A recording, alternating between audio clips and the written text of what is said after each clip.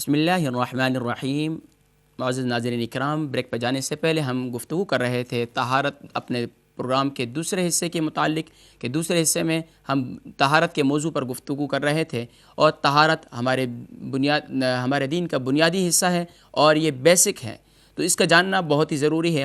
آپ صلی اللہ علیہ وسلم کی وہ حدیث مبارکہ ہم نے آپ کے سامنے پیش کی، جس میں اللہ کے محبوب صلی اللہ علیہ وسلم ارشاد فرماتے ہیں کہ تمہاری نماز قبول نہیں ہوتی حتیٰ کہ تم طہارت حاصل کر لو، اور تمہارا صدقہ اللہ کی بارگاہ میں خیرات قبول نہیں ہوتا اگر وہ چوری کے مال سے ہو۔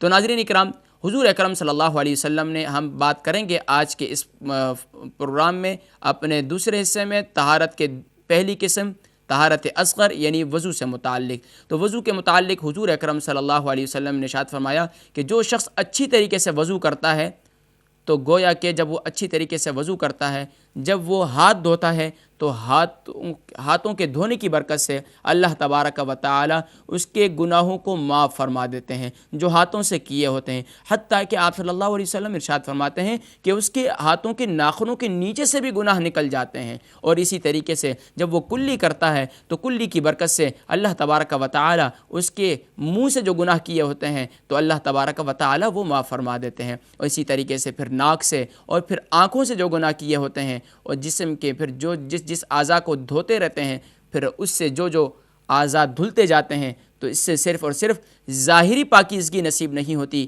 یہ ہمارے دین کی خوبصورتی ہے کہ اس سے اللہ تبارک و تعالی ہمیں باطنی پاکیزگی بھی اس انداز میں نصیب فرماتے ہیں کہ ہمارے گناہوں کی معافی کا اعلان فرماتے رہتے ہیں۔ تو ناظرین اکرام، یہ فضیلت کب حاصل ہوگی؟ کہ جب ہم صحیح معنوں میں وضو کریں گے، اور جب ہم صحیح معنی میں وضو کریں گے تو پھر ہماری عبادت بھی مقبولیت کے درجے کو پہنچے گی۔ ناظرین اکرام، ہم بلا توقف اور بغیر وقت ضائع کیے ہم آگے جب بڑھتے ہیں، آج کے موضوع میں ہم وضو کے فرائض سے متعلق گفتگو کریں گے۔ اور وضو کے فرائض کا جاننا اس لیے بھی ضروری ہے کہ ہم نے دیکھا ہے معاشرے کے اندر ہمارے بہت سے مسلمان بھائی، مسلمان بہنیں اور مائیں زندگی کے کوئی 30 سال سے وضو کر رہا ہے، کوئی 40 سال سے وضو کر رہا ہے، یعنی کہ اتنی عمریں گزر چکی ہیں، لیکن اگر ان سے پوچھ لیا جائے کہ وضو کے فرائض کتنے ہیں تو وہاں پر جواب خاموشی میں ہوتا ہے۔ حالانکہ وہ وضو صحیح کر رہے ہوتے ہیں،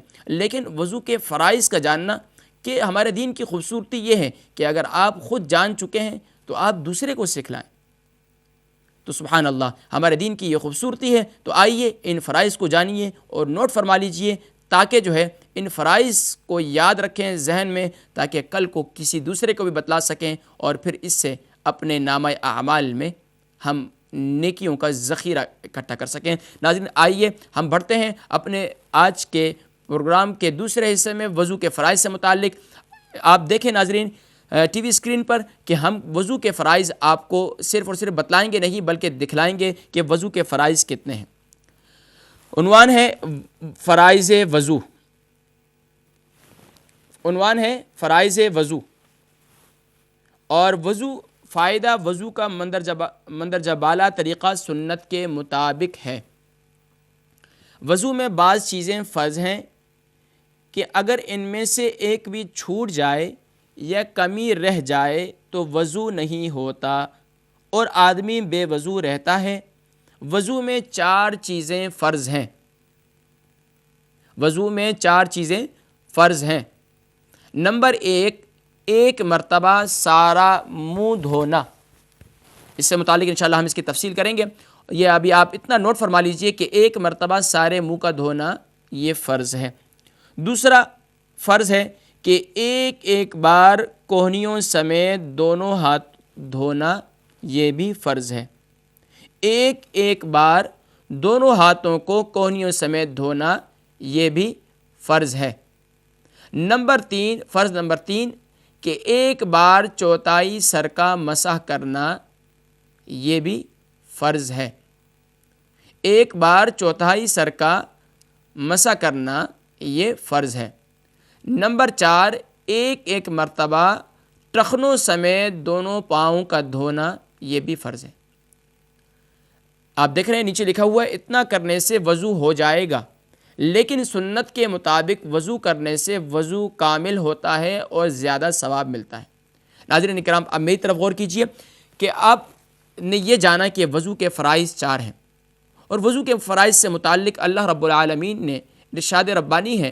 اللہ رب العالمین ارشاد فرماتے ہیں قرآن مجید فرقان حمید میں، یا ایھا الذین آمنوا اذا قمتم الی الصلاۃ فاغسلوا وجوہکم، اے ایمان والو جب تم نماز کے لیے نماز کا ارادہ کرو اور تو پھر کیا کرو، فاغسلوا وجوہکم، اپنے چہروں کو دھو. یہاں پہلا فرض بیان ہوا. وَأَيْدِيَكُمْ إِلَى الْمَرَافِقِ، اور اپنے دونوں ہاتھوں کو کونیوں سمیت دھو، انکلوڈ ایلبو.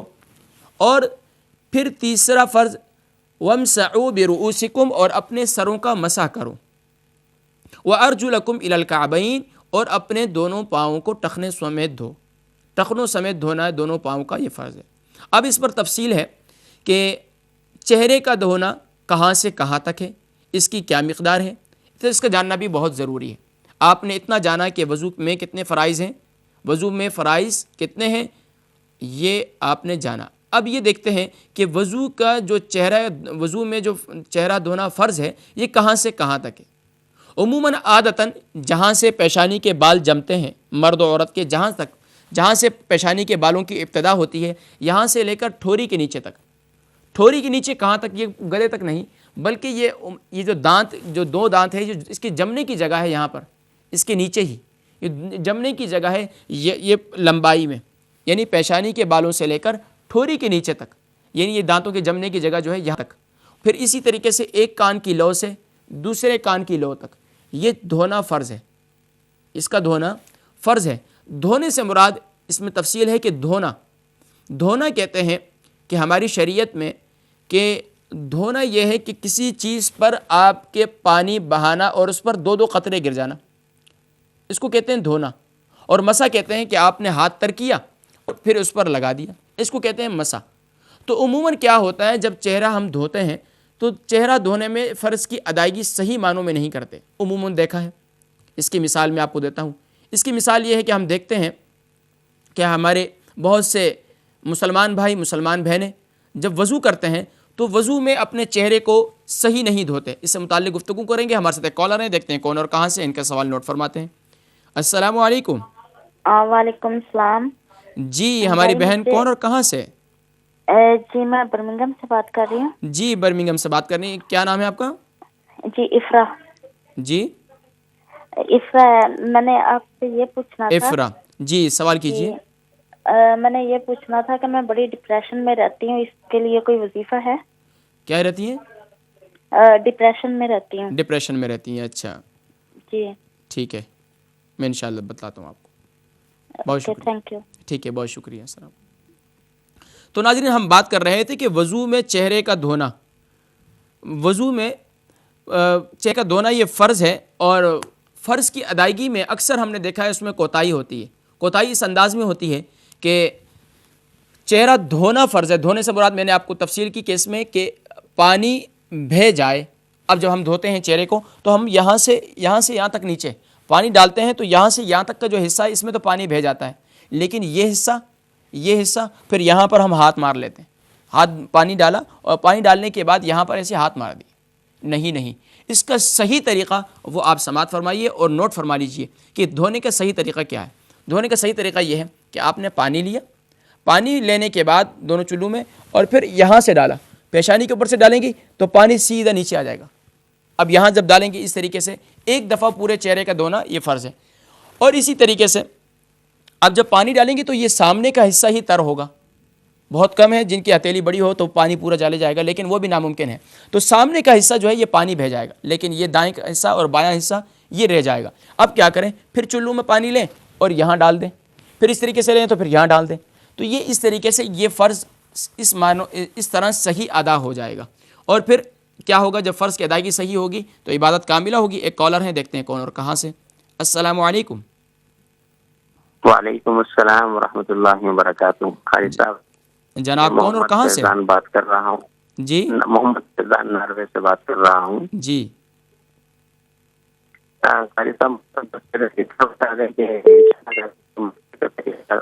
آپ کی آواز کلیئر نہیں ہے، پلیز ذرا زور سے بولیے گا. گردن کا اور سر کا مسح کرنے کا طریقہ بتا دیں اشارتاً. اچھا، گردن اور سر کا مسح کرنے کا طریقہ انشاءاللہ پروگرام دیکھتے رہیے، آپ کو آپ کے سوال کا جواب انشاءاللہ دیتے ہیں ہم. بہت شکریہ کال کا. ٹھیک ہے، بہت شکریہ. بہت شکریہ. تو ناظرین یہ ہے چہرے کا صحیح طریقہ دھونے کا. اس طریقے سے دھوئیں گے تو پھر کیا ہوگا، آپ کا فرض ادا ہوگا. اگر اس طریقے سے نہیں دھویا تو یاد رکھیے یہ اس طریقے سے جب دھوئیں گے تو یہ ایک مرتبہ یہاں سے پانی ڈالا، ایک مرتبہ یہاں سے، اور ایک مرتبہ اس طرف، دائیں لیفٹ رائٹ لیفٹ اور فرنٹ.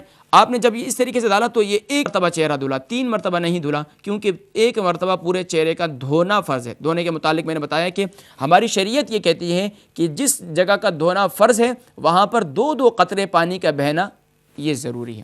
تو آئیے اب ہم دوسرے فرض کی جانب بڑھتے ہیں. دوسرا فرض ہے وَأَيْدِيَكُمْ إِلَى الْمَرَافِقِ، دونوں ہاتھوں کو کونیوں سمیت دھونا.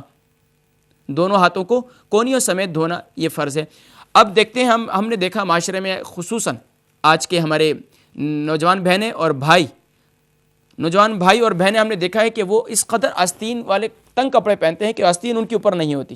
اب وہ جہاں تک آستین اوپر ہوتی ہے وہاں تک تو اس کو اپنے ہاتھ کو دھو لیتے ہیں اور پیچھے کا حصہ جو ہے یہ رہ جاتا ہے. یاد رکھیے گا یہ بات بہت ہی ضروری ہے اور بہت ہی ضروری عمل ہے، اس کو نوٹ فرما لیجئے کہ طہارت کے اندر، فرائض کے اندر اگر کوئی ایک بال کے باریکی بھی کوئی جگہ خشک رہی تو آپ کا وضو نہیں ہوگا، آپ کا وضو نہیں ہوگا. تو یاد رکھیے گا کوئی ایک بال کے باریکی بھی کوئی جگہ دھلی نہیں تو آپ کا فرض نہیں ادا ہوگا. تو یاد رکھیے گا صحیح طریقہ کیا ہے. آج کل تو بہت آسان ہے، پہلے زمانے میں لوٹے وغیرہ سے، مگے وغیرہ سے وضو کیا کرتے تھے. اس موضوع پر گفتگو کرتے ہیں. ہمارے ساتھ ایک کالر ہے، دیکھتے ہیں کون اور کہاں سے. السلام علیکم. السلام علیکم. وعلیکم السلام. جی ہماری بہن کون اور کہاں سے؟ میں لیڈ سے بات کر رہی ہوں. جی لیڈ سے بات کریں. جی 2-3 سوال ہیں چھوٹے چھوٹے. جی ایک ہے جو اشراق کے نفل ہم پڑھتے ہیں، اشراق کا مطلب کیا ہے؟ اور دوسرا جو چاشت کے نفل پڑھتے ہیں، چاشت کا مطلب کیا ہے؟ اور تیسرا ایک ہوتا ہے نور برستا اور رحمت، اللہ کی رحمت برستی، ایک ہوتا ہے سکینہ. سکینہ کا مطلب مجھے چاہیے. دوبارہ کہیے گا. اشراق، چاشت اور سکینہ. جی سکینہ کا کیا مطلب ہے؟ سکینہ. سکینہ جی جی میں آپ کو بتلاتا ہوں. آپ پروگرام دیکھتے رہیے، انشاءاللہ کوشش ہوگی کہ پروگرام کے اسی پروگرام میں انشاءاللہ آپ کے سوالات کے جواب دیے جائے. بہت شکریہ کال کرنے. تو ناظرین ہم بات کر رہے تھے دونوں ہاتھوں کا کونیوں سمیت دھونا یہ فرض ہے. اب اکثر کو دیکھا ہے کہ وہ جب ہاتھوں کو دھوتے ہیں، دونوں ہاتھوں کو دھوتے ہیں تو پھر کیا کرتے ہیں کہ وہ ہاتھ جب دھوتے ہیں تو پانی کو اس طریقے سے لیا اور یہاں پر لے کے ڈالا اور اس طریقے سے اس کو مسل لیا. میں نے آپ کو بتلایا کہ پانی کا بہانا یہ فرض ہے.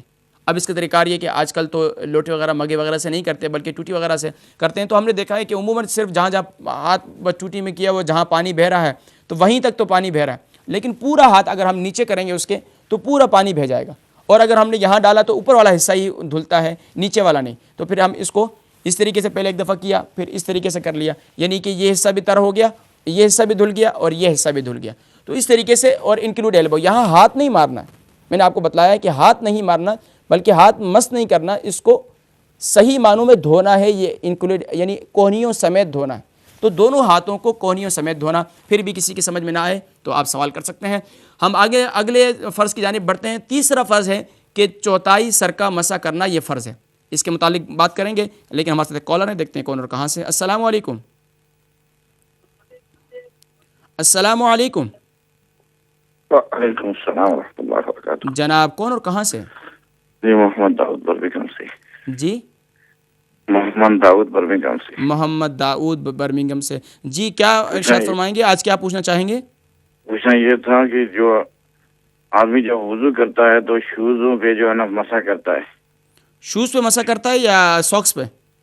میں نے ساکس پہ بھی مسح کرتے ہیں اور شوز پہن کر بھی مسح کرتے ہیں. ٹھیک ہے. کیا جو ساکسوں پہ بھی مسح ہو سکتا ہے؟ جی وضو ہو جائے گا اس آدمی کا؟ ٹھیک ہے. میں آپ کے سوال کا اور کوئی شوز سوال؟ پہن کر بھی جو پھر اس کے بعد نماز بھی پڑھتے ہیں شوز پہن کر. ٹھیک ہے. اچھا السلام علیکم. وعلیکم السلام ورحمۃ اللہ وبرکاتہ. بہت شکریہ. انشاءاللہ العزیز آپ کے سوال کا جواب دیتے ہیں. تو ناظرین ہم بات کر رہے تھے کہ وضو کے فرائض میں تیسرا فرض کہ چوتھائی سر کا مسح کرنا یہ فرض ہے. چوتھائی سر یعنی سر کا کوارٹر حصہ، یعنی سر کے اگر 4 حصے کیے جائیں تو چوتھا حصہ اگر کسی نے مس کر لیا اپنے سر کو ہاتھ کو تر کر کے تو اس کا مسح ہو جائے گا. لیکن مسح کا صحیح سنت طریقہ انشاءاللہ ہم وضو کی سنتوں میں بیان کریں گے کہ وضو کی سنتوں میں صحیح طریقہ اس کا کیا ہے, سنت طریقہ کیا ہے. تو یہاں اتنی بات نوٹ فرما لیجئے کہ چوتھائی سر کا مسح کرنا یہ سنت ہے, اور اس کا صحیح طریقہ انشاءاللہ ہم وضو کی سنتوں میں بیان کریں گے. اب آئیے چوتھے فرض کی جانب بڑھتے ہیں. چوتھا فرض ہے کہ دونوں وارجلکم الی الکعبین, دونوں پاؤں کو ٹخنوں سمیت دھونا. یا ہمارے ایک بھائی تھے, ان کے سوال کا جواب بھی ہم یہاں دے دیتے ہیں کہ گردن کا مسح کرنا, ناروے سے تھے اور پوچھ رہے تھے گردن کے مسح کا, کہ سر کا مسح کا طریقہ اور گردن کے مسح کا طریقہ. سر کا مسح کا طریقہ چلے میں ابھی بتلا ہی دیتا ہوں کہ سر کے مسح کا طریقہ یہ ہے کہ آپ نے ہاتھ کو تر کیا, تر کرنے کے بعد اپنی 3 انگلیاں, یعنی کہ آپ نے پورے ہاتھ کو تر کیا, تر کرنے کے بعد اپنے یہ 3 انگلیاں لاسٹ والی, ان 3 انگلیوں کو آپ نے صرف اور صرف فرنٹ میں یہاں سے اس طریقے سے لے جا کر یہ 3 انگلیاں مس کر لی, اسی طریقے سے پیچھے لے جانا ہے. اور پھر اپنی یہ شہادت کی انگلی اور انگوٹھے کو اور ہتھیلی کو ٹچ نہیں کرنا. پھر واپسی اس طریقے سے ہتھیلی کو اس طریقے سے لے کے آ جائیں گے, اور پھر شہادت کی انگلی کانوں میں اچھی طریقے سے مار لیں گے, اور پھر انگوٹھا ہے یہ اس کے بیک مار دیں گے, اور پھر ہاتھ ہے, ہاتھوں کی بیک جو ہے یہ گردن کے پچھلے سائڈ پہ. یاد رکھیے گا اگلے حصے کا مسح کرنا یہ کیا ہے, مکروہ ہے, اور پچھلے حصے کا مسح کرنا یہ سنت ہے. تو گردن کے پچھلے حصے کا طریقہ یہ ہے کہ آپ نے ہاتھ کو پیچھے جانب لے جانا ہے, ہاتھوں کو پیچھے کی جانب لے جانا ہے, تو یہ صحیح طور پر سنت طریقہ ادا ہوگا. ہمارے ساتھ ایک کالر ہیں, دیکھتے ہیں کون اور کہاں سے. السلام علیکم. وعلیکم السلام. جی کون اور کہاں سے؟ یہ نہیں میں بیٹا بتا سکتی. اچھا کوئی ایسی بات نہیں, تو سوال کیجیے. تقریر ٹی وی ہے نا, تقریر ٹی وی. کہاں سے بات کر رہی ہیں؟ میں برمنگم سے. برمنگم سے. تو کیا سوال پوچھنا چاہیں گی آج کے پروگرام میں؟ تقریر ٹی وی ہے نا. جی تکبیر ٹی وی ہے یہ. جی بیٹا میں نے بات کرنی ہے کہ میرا بچہ ہے تو وہ ڈرگ استعمال کرتا ہے, پتے جیسے ہوتے ہیں نا, نشہ. جی کیا استعمال کرتا ہے؟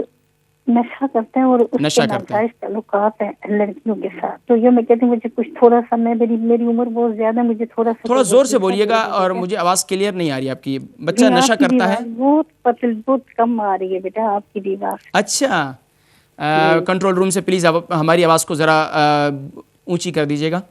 تو نشہ کرتا ہے آپ کا بیٹا؟ جی ڈرگس آپ جانتے ہیں نا, پتے جیسے ہوتے ہیں. بچہ نشہ کرتا ہے آپ کا؟ اچھا اچھا اچھا, جی جی جی.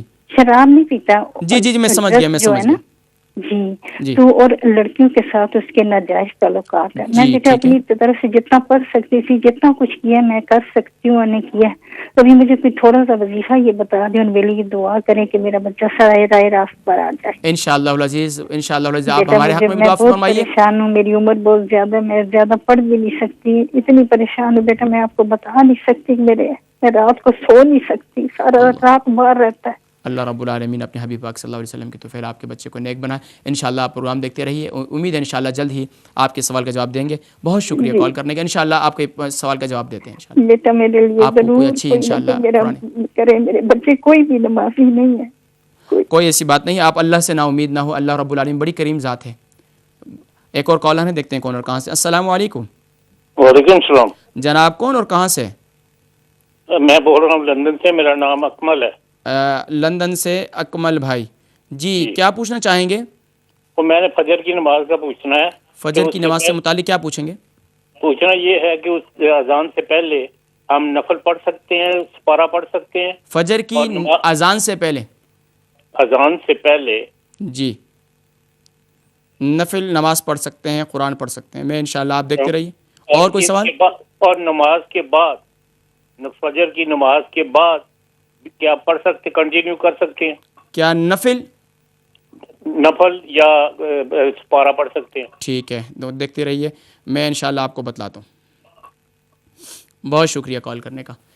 تو ناظرین ہم بات کر رہے تھے دونوں سر کے مسح کے متعلق, اور سر کا صحیح انشاءاللہ ہم وضو کی سنتوں میں پھر دوبارہ بیان کریں گے.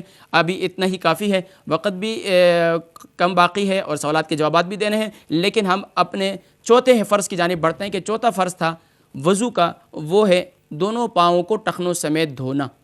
دونوں پاؤں کو ٹخنوں سمیت دھونا یہ فرض ہے. پھر میں دوبارہ یہ اس بات پر زور دیتا ہوں اور اس پہ آپ کو غور اور توجہ دلاتا ہوں کہ دھونے سے مراد یہ کہ پانی بہہ جائے.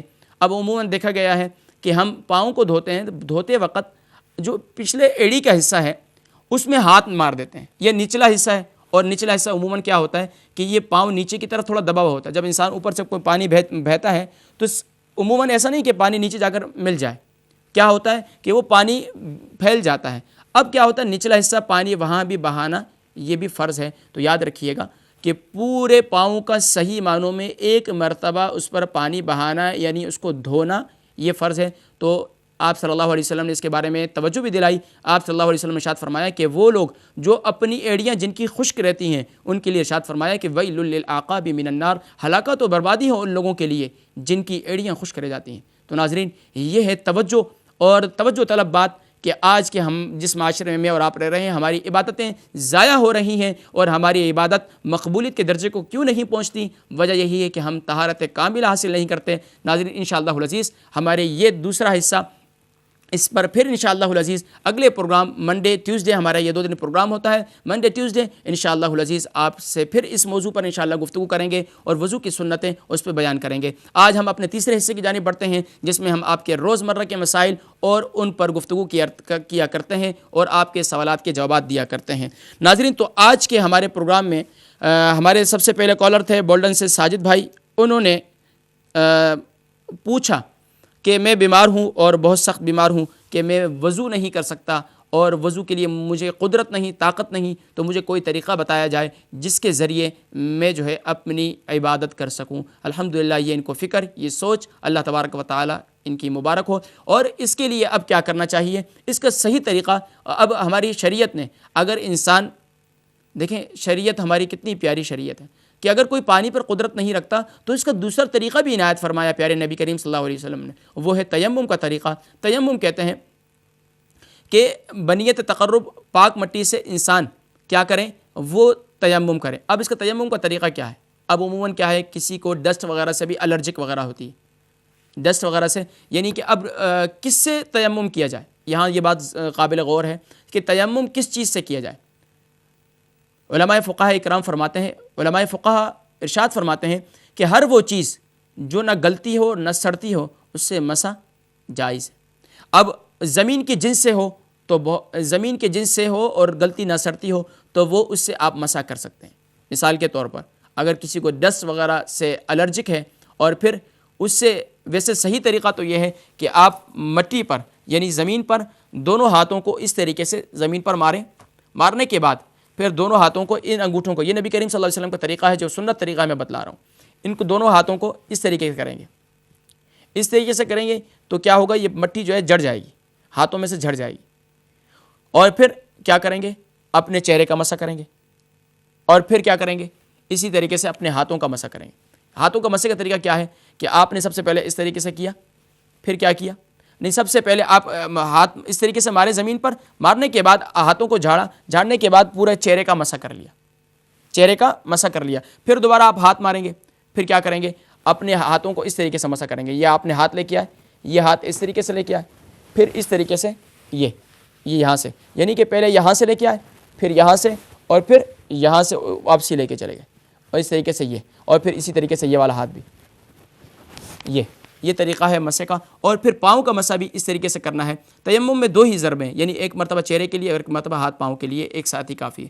پھر پاؤں کے حصے میں نچلے حصے کا مسح نہیں ہے بلکہ اوپر کے حصہ آپ نے پنجوں کی جانب سے اوپر کی طرف کھینچیں گے، تو یہ مسح کا طریقہ ہے۔ اور اگر آپ مٹی سے نہیں کر سکتے تو آپ اگر کوئی سنگ مرمر کا پتھر ہے اور اس وغیرہ اس سے بھی آپ کر سکتے بھی ہیں۔ تو ساجد بھائی یہ کچھ کوشش کی کہ مختصر وقت میں آپ کو تیمم کا طریقہ بتائیں، پھر انشاءاللہ اگر نہ سمجھ میں آئے تو دوبارہ کال کر سکتے ہیں۔ ہماری ایک اور بہن ہے آفرا، انہوں نے فرمایا کہ میں بڑی پریشان ہوں، لیکن ہمارا یہ پروگرام اس سے متعلق تو نہیں، لیکن پریشانی کو دیکھتے ہوئے کہ یہ بڑی پریشان ہیں ڈپریشن کی، ان کو کوئی وظیفہ پیارے نبی کریم صلی اللہ علیہ وسلم پر کثرت سے درود و سلام پڑھتی رہی ہے، تو آپ دیکھیے اس سے بڑھ کر کوئی وظیفہ نہیں، اور نبی کے اپنی عبادت فرائض کو ادا کرتے رہیں۔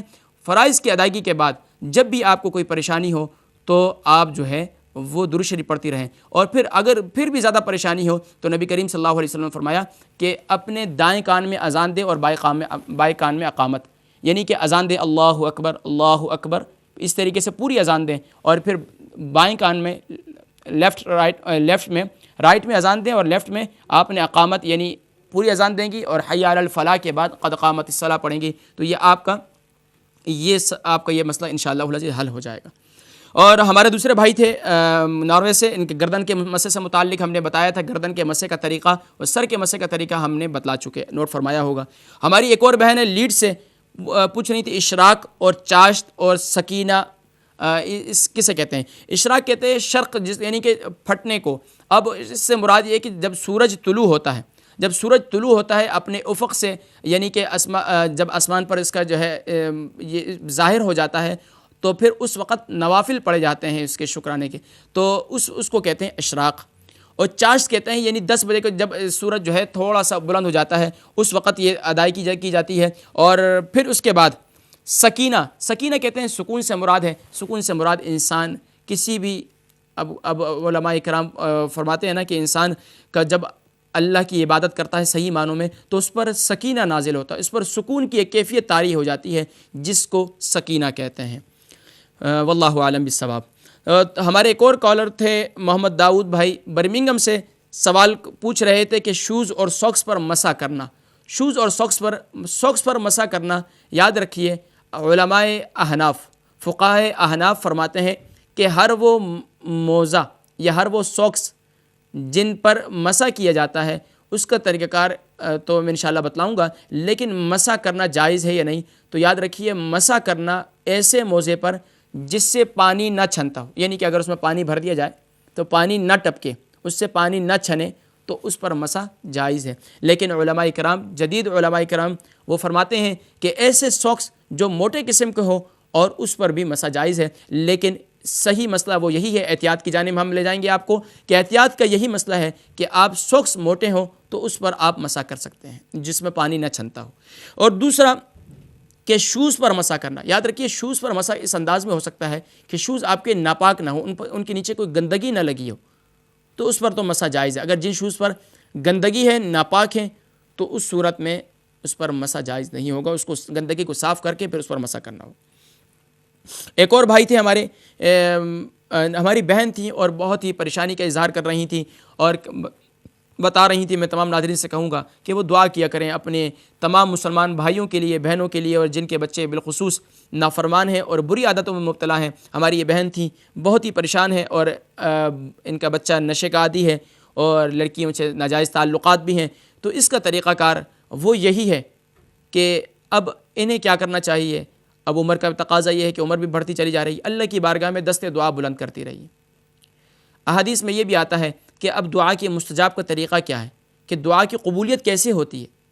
علماء نے یہ بھی لکھا ہے کہ جتنی سجدہ 14 قرآن کریم کی 14 سجدہ کی آیات ہیں، ان 14 آیات کو ایک آیات کو تلاوت کر کے پھر سجدے میں جائیں اور اللہ کی بارگاہ میں دست دعا بلند کریں، تو اسی طرح 14 سجدے کریں، اللہ کی بارگاہ میں دعا کریں، اور ساتھ ساتھ یہ آیات یعنی کہ اس آیت کو کثرت سے پڑھیں، حسبنا اللہ و نعم الوکیل نعم المولا و نعم النصیر۔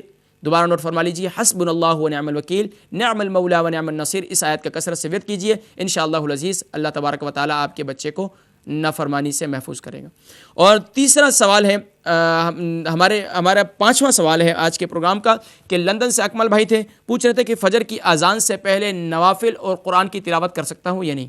تو یاد رکھیے فجر کی اذان سے پہلے نوافل بھی پڑھ سکتے ہیں اور قرآن کی تلاوت بھی کر سکتے ہیں اور دعائیں بھی کر سکتے ہیں، صرف اپنے لیے نہیں بلکہ ہم سب کے لیے۔ اور ساتھ ساتھ آپ یہ بھی کر سکتے ہیں فجر کی نماز کے بعد نوافل، یعنی سورج نکلنے تک، آپ اشراق کے وقت تک آپ نوافل نہیں پڑھ سکتے بلکہ قرآن کریم کی تلاوت کر سکتے ہیں۔ لیکن اس میں بھی علماء نے لکھا ہے کہ قرآن کریم کی تلاوت کی جگہ اگر آپ ذکر و اذکار کریں، اللہ کی حمد و ثنا کریں، تو یقیناً یہ آپ کے لیے بہت بہتر ہے۔ باقی قرآن کریم کی تلاوت علماء نے منع فرمایا ہے، زوال کے وقت قرآن کریم کی تلاوت نہیں کرنی چاہیے بلکہ کثرت سے اللہ کا ذکر کرنا چاہیے، کہ اللہ رب العالمین کا ذکر اس انداز میں کیجئے کہ حضور اکرم صلی اللہ علیہ وسلم نے ارشاد فرمایا، جو شخص صبح فجر کے طلوع کے وقت سبحان اللہ و بحمدہ سبحان اللہ العظیم پڑھتا ہے، اللہ تبارک و تعالیٰ ایک پڑھنے والے کی برکت سے پوری کائنات کو رزق عطا فرماتے ہیں۔ ناظرین انشاءاللہ العزیز ہمارے آپ سے یہ سوالات کا سلسلہ اور یہ جوابات کا سلسلہ اور آپ سے یہ محبتوں کا سلسلہ جاری رہے گا، لیکن اگلے پروگرام تک کے لیے اجازت دیجیے اپنے میزبان محمد فرحان صدیقی کو اور تکبیر ٹی وی کی پوری ٹیم کو اجازت دیجیے اس دعا کے ساتھ کہ اللہ تبارک و تعالی ہم سب کا حامی و ناصر ہو۔ السلام علیکم ورحمۃ اللہ وبرکاتہ۔